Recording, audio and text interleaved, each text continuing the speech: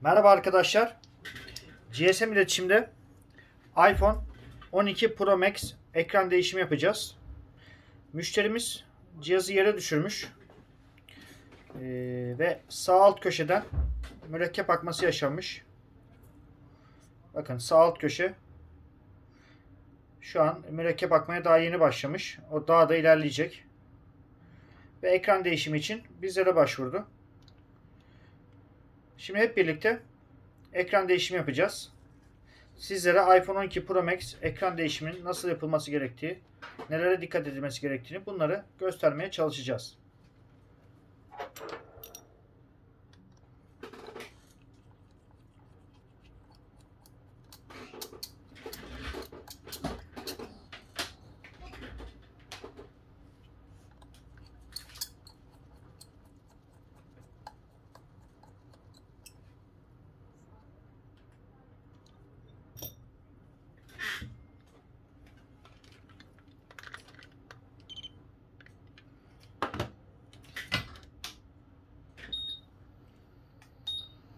Cihazın ekranını yerinden çıkartabilmek için öncelikle bir ısı uygulamamız gerekiyor.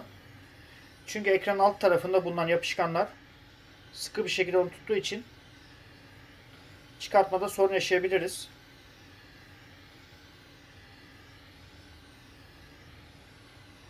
Oradaki yapışkanların rahat bir şekilde bırakması için öncelikle ısıtıyoruz.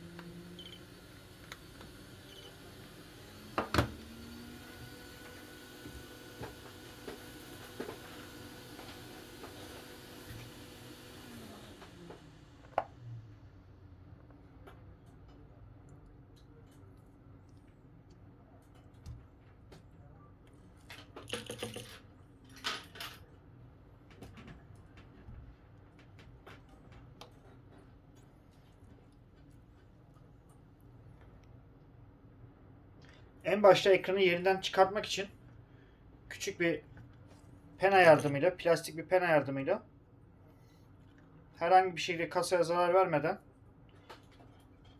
yavaş yavaş sökülecek.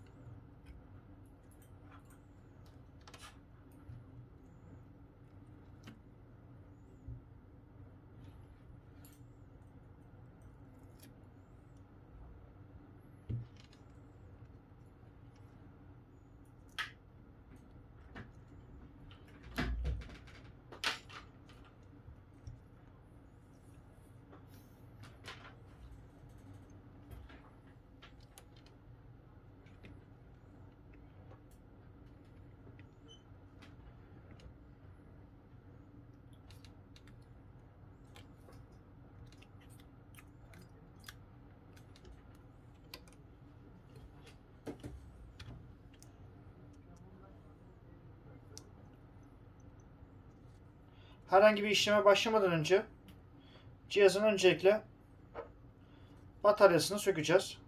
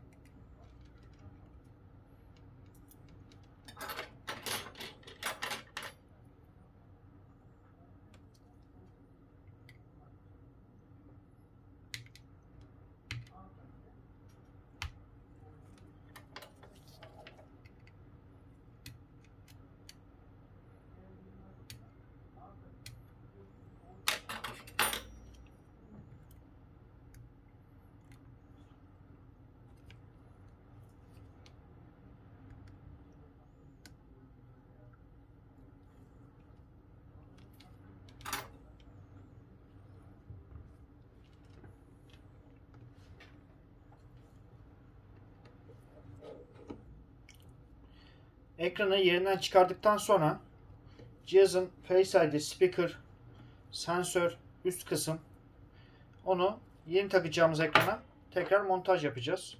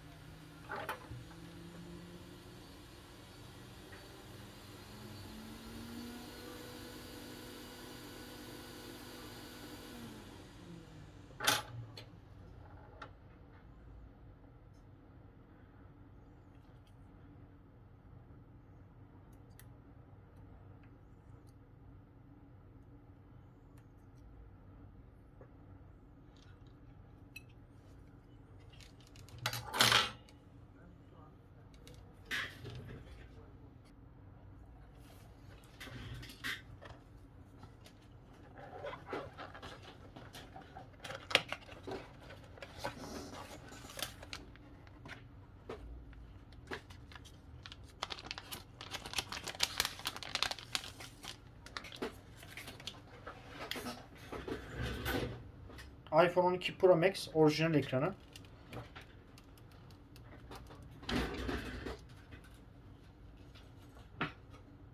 Şimdi diğer ekrandan sökmüş olduğumuz Face ID, sensör, iç kulaklık, üst parçamızı tekrar yeni takacağımız ekrana montajlayacağız.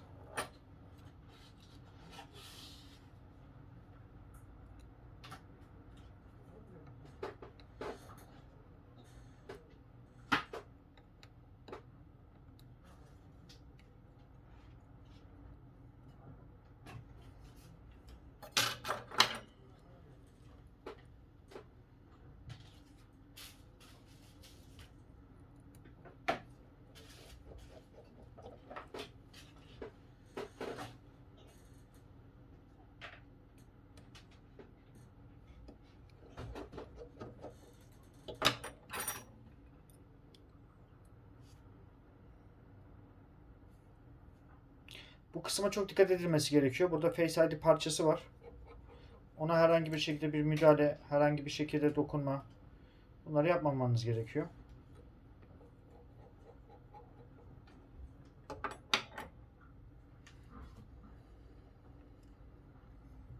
Şimdi bakın iPhone 12 Pro Max'te anakartın yeri değiştirilmiş durumda. Normalde anakartın durması gereken yer buradayken 12 Pro Max'te bu kısmı alınmış.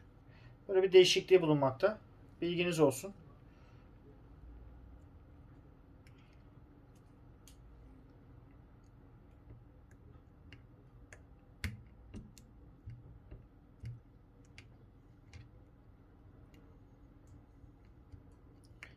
Bu yapılan işlem,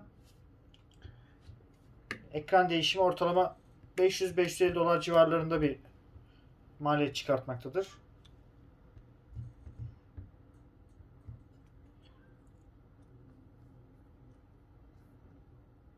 Metal kapakçı,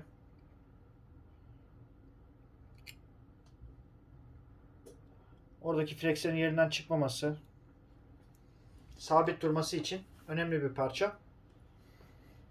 Burada her zaman dediğimiz gibi sökmüş olduğunuz vidayı aynı tekrar eski yerine takmanız çok önemli.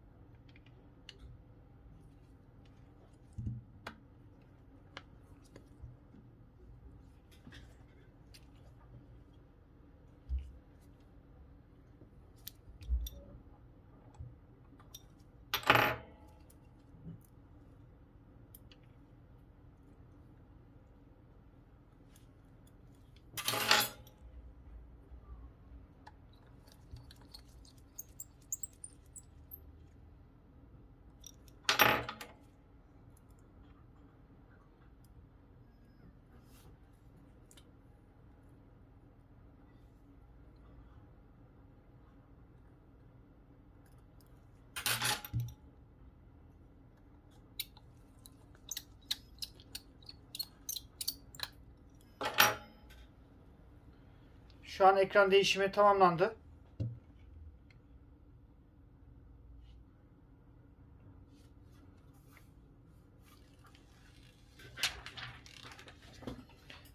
Firmamızda ekran değişimi yapıldığında ücretsiz ekran koruyucusu da hediye edilmektedir. O da 5D ekran koruyucusu. Güle güle kullanması dileğiyle. Şimdiden tekrar geçmiş olsun. Ekran değişimi başarılı yapıldı.